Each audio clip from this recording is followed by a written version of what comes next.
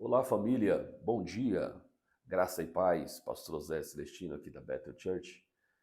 Gostaria de convidá-lo a abrir comigo a sua Bíblia. Temos uma reflexão de Natal para abençoar a todos vocês.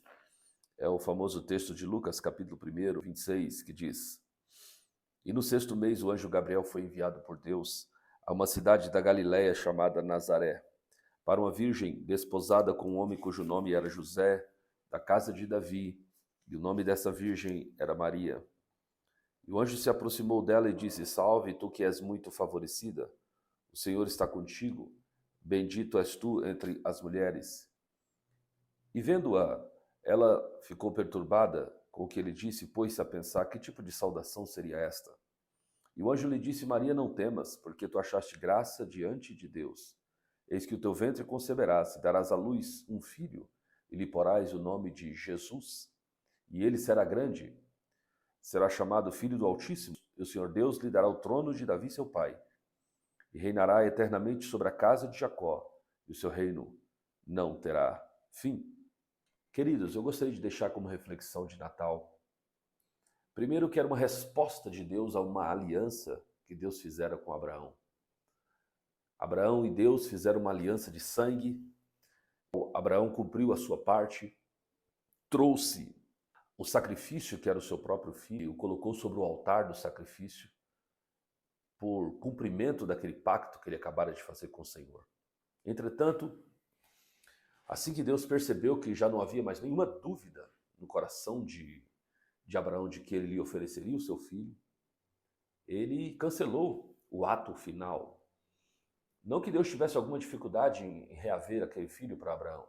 Não. Então, para Deus, a intenção vale mais do que a ação. Deus tinha certeza absoluta que a intenção de Abraão era imolar o seu filho. Por isso, ele cancelou.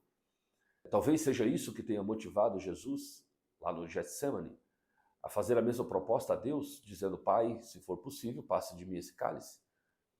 Todavia, cumpra-se em mim a sua vontade. Ou seja, Senhor, ó Pai, o Senhor não resta nenhuma dúvida de que eu estou de fato disposto a dar a minha vida por essas pessoas.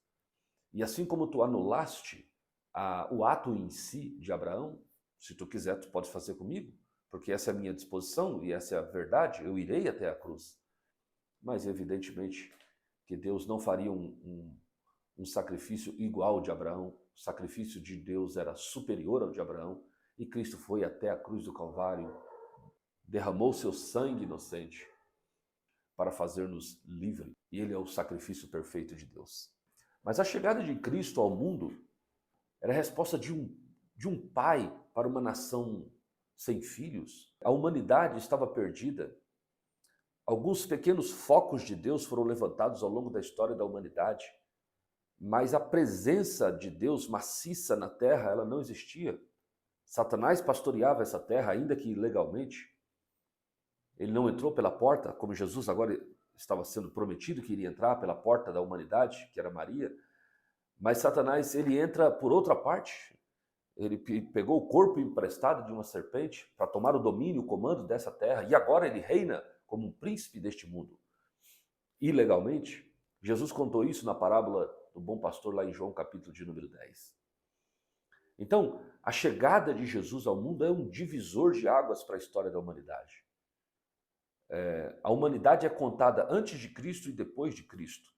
Não foi um fato histórico que foi marcante, icônico, não. Foi um fato histórico, espiritual, divino, que mudou a história do mundo. Satanás nunca riu com a mesma felicidade depois que Jesus chegou. Satanás nunca teve sucesso estrondoso com os seus planos depois que Jesus chegou. A instituição do sacrifício vicário de Cristo deu a Jesus um poder absurdo. Quando Jesus ressuscita, Jesus diz: é-me dado todo o poder no céu e na terra. Ou seja, um novo tempo está estabelecido para a humanidade. Um tempo de governança do Senhor. Evidentemente que Satanás mantém o seu governo sobre a terra.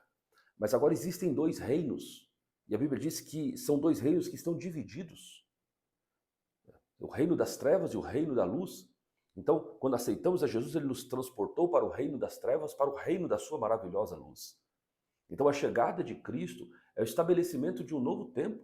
Então a humanidade agora pode viver sabedora de que a sua vida não está entregue ao acaso, a um comando espiritual.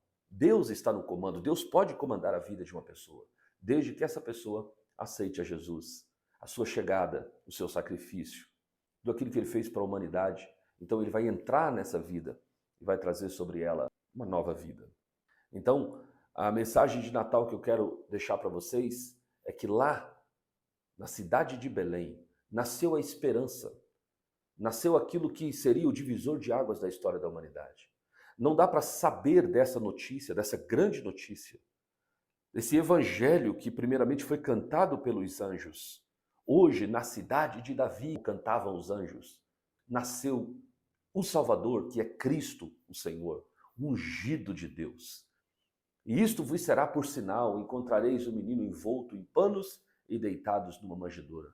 A propósito, a chegada de Jesus, a estreia de Jesus no mundo, foi numa manjedoura envolto, enrolado em panos, um lugar onde os animais dormiam. Isso quer dizer que, com tantos lugares extraordinários para Jesus nasceu, veio ao mundo, estreou nesse mundo, nesse lugar humilde. Então não adianta buscar Jesus, e essa é uma boa dica, não adianta buscar Jesus em grandes lugares, você precisa buscar Jesus onde tem a humildade. Então, se nós estivermos realmente em busca do Senhor, achá-lo-emos envolto em panos, em ambientes de humildade, de cooperação, de amizade, de comunhão. Nasceu um novo tempo, uma nova história, uma mudança que está à sua disposição, basta você querer. Se você optar por Jesus, se você quiser essa mudança na sua vida, basta entregar a sua vida a Jesus. Ele vai mudar a sua história, ele vai nortear os próximos passos da sua vida. Agora, não mais sob o comando do diabo. O diabo já não tem mais domínio.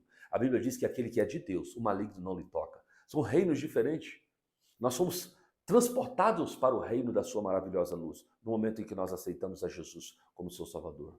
Essa é a reflexão de Natal que eu gostaria de deixar para você e para a sua família. Dia 23 de dezembro, para o nosso banquete de Natal. Primeiro será um banquete espiritual da Palavra de Deus, depois teremos uma ceia em família, será maravilhoso. Quero convidá-lo a estar conosco.